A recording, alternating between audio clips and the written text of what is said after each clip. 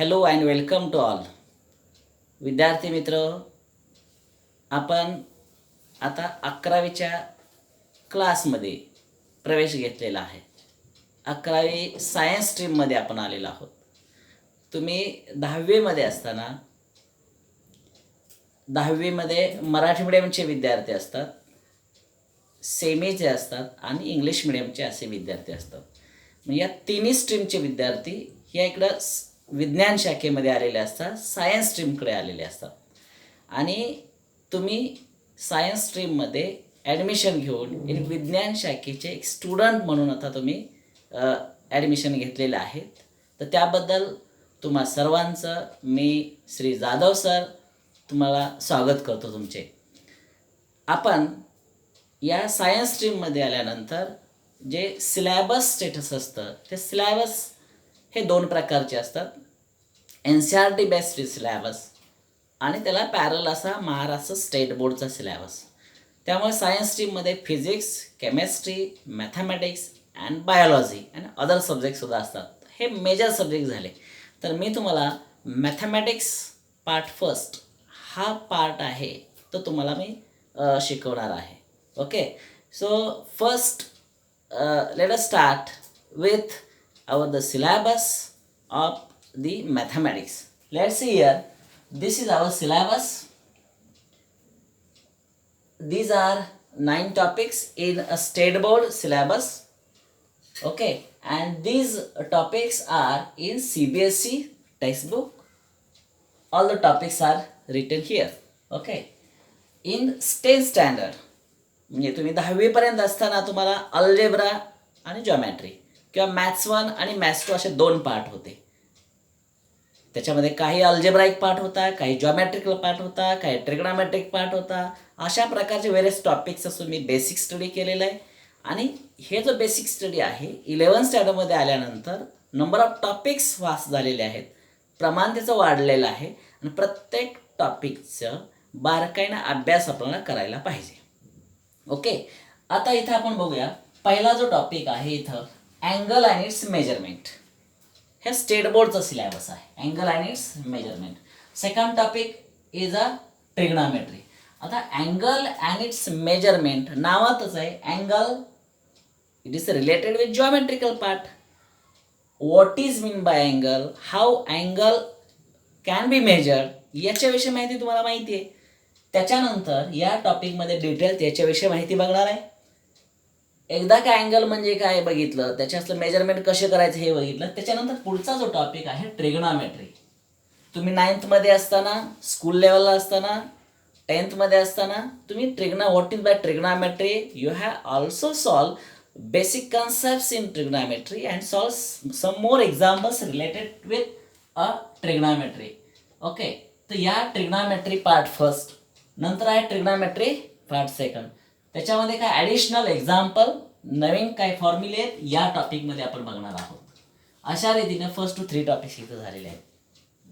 नंतर टॉपिक आहे आपला डिटर्मिनंट अँड मॅट्रायसिस. बघा, डिटर्मिनंट अँड मॅट्रायसिस 10th स्टँडर्डमध्ये सायमल्टेनियस लिनियर इक्वेशन्स बघितलेली होती आणि ती सायमल्टेनियस लिनियर इक्वेशन सॉल्व करण्यासाठी क्रॅमर्स रूलचा वापर केलेला होता. डिटर्मिनंट फाइंड करताना डी फाइंड करायचा, D of x, D of y, x equal to D x by D, y equal to D y by D. हे तुम्हाला माहिती आहे तुम्हाला, तर त्याच्याविषयी माहिती इथं आहे. How to solve the examples based on determinant and also matrices. These are co related topic. नंतर आहे after that name of the topic is a straight line. Okay, straight line. जॉमेट्रीमध्ये आपण एक लाईन माहिती आहे, समजा दुसरी एक लाईन काढली तर या 2 लाईनमधला अँगल किती असतो, what is equation of line याच्याविषयी माहिती आपण इथं बघणार आहे. हे सगळं झाल्यानंतर नेक्स्ट टॉपिक आहे, त्याचं नाव आहे सर्कल. जॉमेट्रीमध्ये आपल्याला माहिती आहे सर्कलशी रिलेटेड पुरा एक टॉपिक होता. Circle, this is a centre, this is a radius, this is a tangent, this is a secant आणि ह्याच्याविषयी basic theorems and examples related with the circle हे आपण बघितलेलं होतं इन सर्कल. ओके, त्याच्या पुढचा पार्ट जो असतो तो इथं आपण बघणार आहे. त्याच्यानंतर कोनिक सेक्शन आहे. कोनिक सेक्शन, तुम्हाला हा जो कोन माहिती आहे तुम्हाला असा, तर या कोनचे आपण सेक्शन असे कट केले, कट केलं, तुकडे केल्याचे, समजा असा पार्ट कट केला तो असा पार्ट शिल्लक राहील फक्त. तर अशा स्वरूपातले जे पार्ट आहेत त्याचे इक्वेशन्स कसं नाही, त्याचं व्हॉल्यूम कसे काढायचे, सरफेस एरिया कसा काढायचा, हे आपण कोनिक सेक्शनमध्ये बघणार आहोत. कोनिक सेक्शनमध्ये अजून 3 प्रकार पडतात, पॅराबोला, इलिप्स आणि हायपरबोला. त्याच्यानंतर measures of dispersion and probability, हे स्टॅटिस्टिक्स रिलेटेड हे 2 टॉपिक आहेत. स्पेशली आपण 11th स्टँडर्डला जो बोर्डचा जो पेपर देणार आहे त्याचं नावच आहे mathematics and statistics. Not only mathematics but both mathematics and statistics. Some topics related to mathematics and some topics related to statistics. These 2 topics are belongs in statistics. This is a syllabus related to mathematics part first. Okay, now let us see the syllabus for CBSE pattern. CBSE तुमच्याजवळ NCERT textbook collect करा आणि त्यामध्ये हे topics त्याच्यामध्ये आहेत. आता हे जे मॅथमॅटिक्स पार्ट फर्स्ट जे टॉपिक आहे ते इथं आहे. Trigonometry first topic. Name of the first topic is a trigonometry. Observe here, name of the first topic is a trigonometry, but in this and state board topic, these are 3 topics: angle and its measurement, trigonometry part first, trigonometry part second. हे तिन्ही part या state board CBSEच्या या पहिल्या trigonometry मध्ये आहे. बरोबर आहे. त्यामुळं NCERTचा एक टॉपिक करणं म्हणजे स्टेट बोर्डचे हे 3 टॉपिक क्लिअर केल्यासारखे आहेत. त्याच्यानंतर स्टेट लाईन टॉपिक आहे की जो मी इथं दिलेला आहे स्टेट बोर्डला सुद्धा आहे आणि इकडं CBSEच्या पुस्तकामध्ये सुद्धा आहे. कोनिक सेक्शन हा इकडंही आहे आणि इथं सुद्धा कोनिक सेक्शन टॉपिक आहे. त्याच्यानंतर 3D जॉमेट्री. तर 3D जॉमेट्री याच्यामध्ये नाही पण 12च्या सिलेबसमध्ये ॲडिशनल पार्ट आपण इथं बघणार आहोत. Linear equations. आता 10th मध्ये असताना लिनियर इक्वेशन्स नावाचा टॉपिक होता. इथं linear in equations, how to draw a graph of the given line or given equation, याच्यासारखा अभ्यास इथं तुम्हाला असणार आहे. Okay, and more detail study about linear in equation. नंतर मॅथमॅटिकल रिझनिंग, त्याला लॉजिक हा टॉपिक म्हणतो. आपल्या स्टेट बोर्डच्या 12 सिलेबसमध्ये मॅथमॅटिकल लॉजिक नावाचा जो टॉपिक आहे तो आपल्या NCERTच्या पुस्तकमध्ये 6 नंबरला दिलेला आहे. This is about mathematics part first, and the topics related to mathematics second are set, relation and function. Maths 2 मध्ये हे तुम्हाला बघायला मिळेल. सेट टॉपिक सुरू झाल्यानंतर टाइप्स ऑफ सेट 9th स्टँडर्डला बघितलेलं होतं. Relation and function, these are important topics for JEE point of view, exam point of view. After that here complex number. 10th standard पर्यंत तुम्हाला नंबर्स टाइप्स, नंबर्सचे किती प्रकार असते ते माहिती आहे.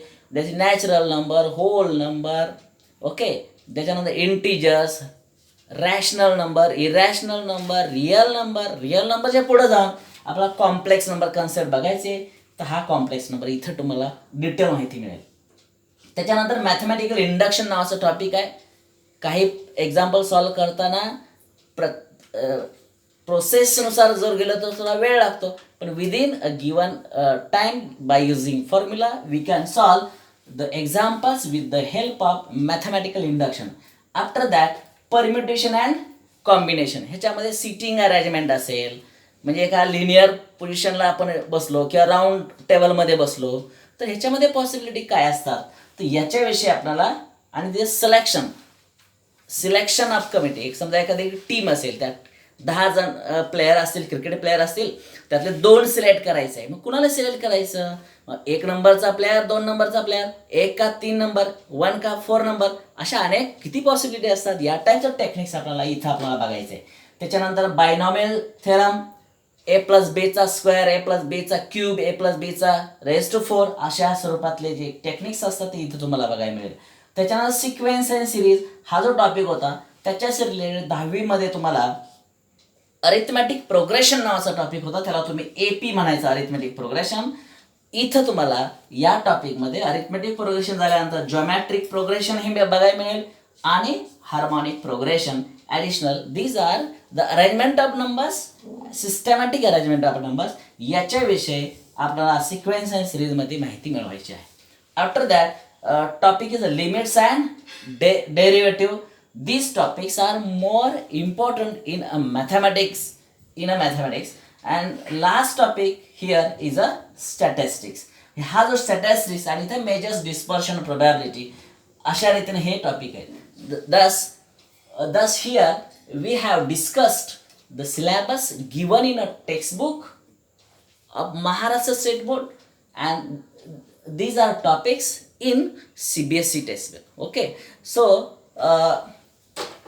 let us start our first topic. Okay, आता तुमच्या लक्षात आलं असेल की हा जो सिलेबस आहे, टॉपिक्स तुमच्यासाठी जरा पूर्णपणे नवीन आहेत. जरी नवीन टॉपिक असले तरी आपण प्रत्येक टॉपिकचा बारकाईने आपण अभ्यास बघणार आहोत. आपला जो पहिला टॉपिक आहे त्या पहिल्या टॉपिकचं नाव आहे angle and its. Name of the first topic is angle and its measure. Let us start with this. What is mean by angle. आता अँगल म्हणजे तुम्हाला 10th स्टँडर्ड मध्ये माहिती आहे. समजा it is a angle is a point related with geometry. The geometry start with point, then line and plane. Point, line and plane. Points are denoted by capital letters A, B, C, like that. And this is the line. Line is denoted by single using only X or by using line L. And this is about plane. These are three basic assumptions. These are three basic concepts in a geometry. Now start with this. What is angle? Angle means what? Suppose take this is a ray OA. आता आपण काय घेतलेला आहे? OA घेतलेला आहे. This is a ray OA and O is the origin. This O is the origin. And this ray is going towards A. So we can say as a ray OA. This is a ray OA. So we can say as a this is the initial ray. आता समजा हा मी असा pen हातात धरला आणि या जागेवर धरलाय तो ओरिजिन आहे. and this ray is going towards this direction. आता हा रोटेट करा. आता रोटेट करताना दोन प्रकार आहेत. अँटी क्लॉकवाईज डायरेक्शन किंवा क्लॉकवाईज डायरेक्शन. अँटी क्लॉक घड्याळाचे काटे फिरतात त्या पद्धतीनं, घड्याळाचे काटे फिरतात या पद्धतीनं क्लॉकवाईज डायरेक्शन, अँटी क्लॉकवाईज या पद्धतीनं. म्हणजे हा दिस इज रे. हा रोटेट करा. कसा रोटेट करा? About O. ओ रोटेट करा. यस रोटेट केला, स्टॉप. आणि इथं अशा रीतीने गेल्यानंतर दिस इज अ अनदर रे बी. आपण या पद्धतीनं रोटेट केलेलं आहे. हे here rotation is important here. So this angles of form is called directed angle. Directed angle. बघा डायरेक्टेड अँगल कसा तयार झाला? Initial ray OA rotate about O till it reaches the position OB.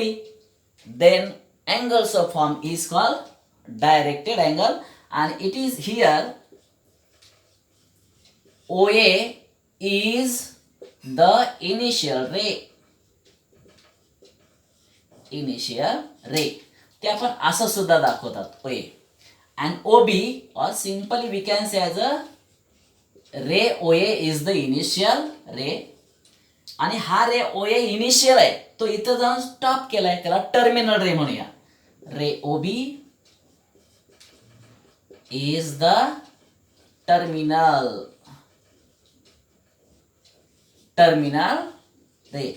This is a initial ray, this is a terminal ray. आणि हा रे इथून इथपर्यंत stop केलेला आहे. आणि जी तुम्हाला डायग्राम दिसते याला म्हटलं जातं डायरेक्टेड अँगल. आणि here O is the vertex. O is the, then the ordered pair, simple bracket मध्ये OA लिहायचं, रे OA and OB, ray OB is called the directed angle. Okay, this is about directed angle. आता याच्यामध्ये बघा रे OA rotate करायला सांगितलंय. There are two types, anti clockwise और clockwise. Direction is more important, hence the name is directed angle.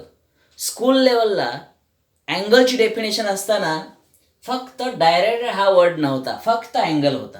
Angle means ought union of two rays, ray O A and ray O B. Union of two rays with vertex O is the angle, अशी school लेवलला definition होती. पण इथं काय, direction महत्वाचं आहे. Okay, आता इथं हा जो रे ओ ए आहे तो या बाजूनं अँटी क्लॉकवाईज करून स्टॉप केलाय. आणि जर असं असेल तर याचं अँगलचं मेजरमेंट हे पॉझिटिव्ह धरतात. अँगलचे मेजरमेंट कसे धरतात, पॉझिटिव्ह धरतात. म्हणजे if the ray O A, if the ray O A rotate about O and in anti-clockwise direction and reaches the position OB, then angles of form, हा अँगल या पद्धतीनं लिहितात. असा अँगल काढायचा, अशी आर्क लिहायची, A O B. This is a directed angle. Okay, angle A O B. ह्याच्यामध्ये O पासून A, O A is the initial ray, O B is the terminal ray. This is initial ray. Initial ray. And this is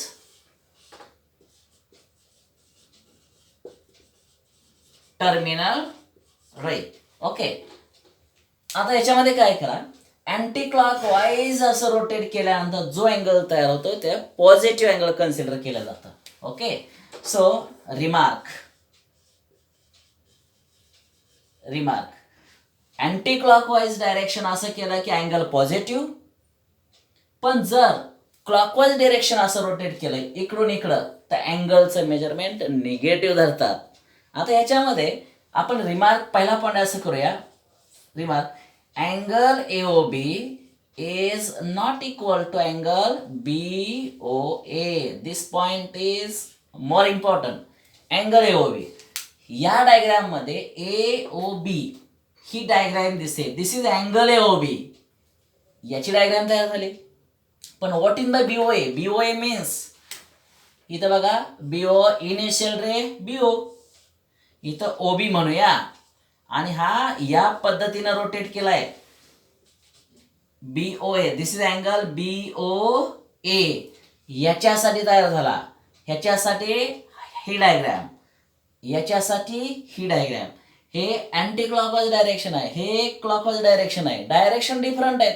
समजा हे angle 30 degree असेल, हा सुद्धा 30 degree आहे, पण minus घ्यायचा because directions are in clockwise direction. hence the two angles are not equal. Hence angle AOB not equal to angle BOA because one angle is a positive, other is a negative. Okay. Remark number second. If the ray OA rotate in anti-clockwise direction, then the measure of angle is taken as a positive. Here remark number second. If ray OA, this ray OA rotates in anti-clockwise, then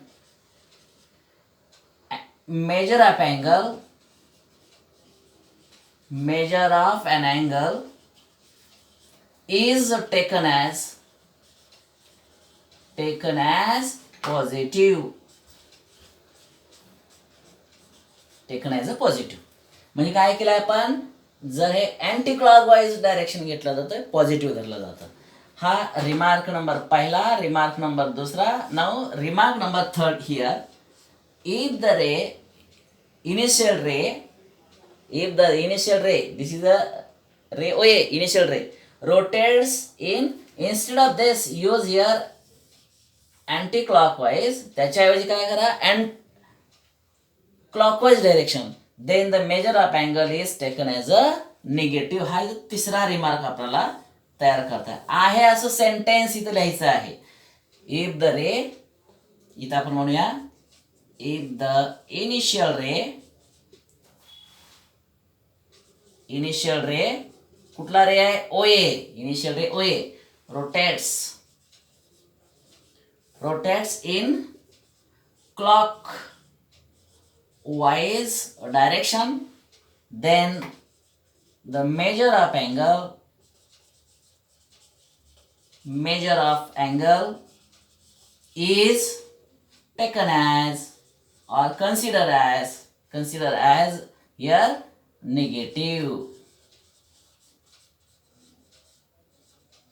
म्हणजे काय की आपण या initial रे rotate करतो clockwise डायरेक्शननं anti clockwise डायरेक्शननं, तर याच्यानुसार angle may be 0 degree, समजा हे रोटेटच केलं नाही इनिशियल रे, त्याच जागा ठेवला तर 0 डिग्री अँगल तयार होणार आहे.